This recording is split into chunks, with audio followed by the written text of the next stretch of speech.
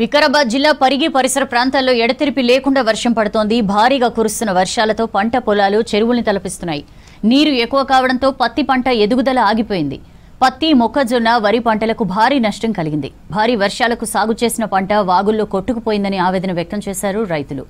మల్లేపల్లి, సైదుపల్లి, తొండపల్లి గ్రామాల్లో బోరుబావుల నుంచి నీరు ఉబికి వస్తోంది.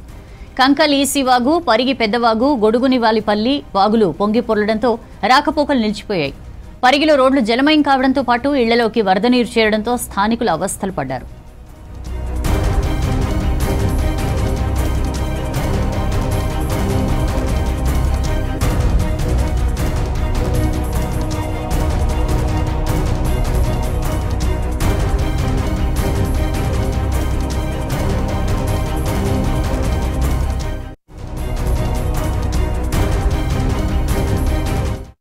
అత్యధిక వర్షపాతం నమోదయ్యి వేసినటువంటి యూరియా వృధాగా కొట్టుకుపోయి పంటలు అనేటివి దిగుబడి రావడం చాలా ఇబ్బందికరంగా ఉంది.